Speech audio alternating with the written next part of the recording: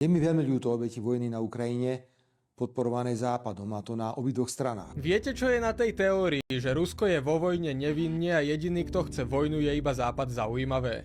Že keď sa teraz zoberiem a pôjdem sa do New Yorku postaviť na Times Square s transparentom, že chcem koniec vojny na Ukrajine, tak okrem ľudí, ktorí mi prídu potľapkať po ramene, sa mi nič nestane.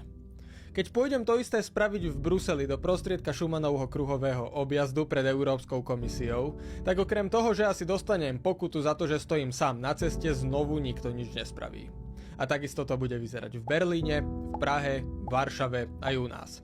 Vlastne kdekoľvek na tom zlom západe, ktorý chce podľa tejto logiky iba vojnu.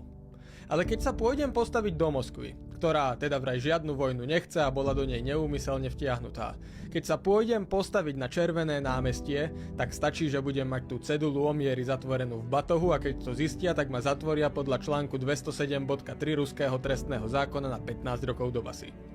Najobyčajnejší zdravý rozum stačí na to, aby človek videl, že tu niečo nesedí, ale aj tak nám to budú títo politici tlačiť do hlavy.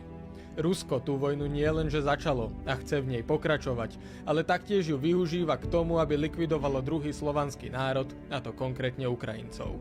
A o tom, ako to robí, si môžete prečítať aj v tejto publikácii Rašizmus od hoaxy a podvody, ktorú môžete podporiť na Startlabe cez link skim/s rašizmom. Nenechajme klamstvá zvíťaziť nad úplne evidentnou pravdou.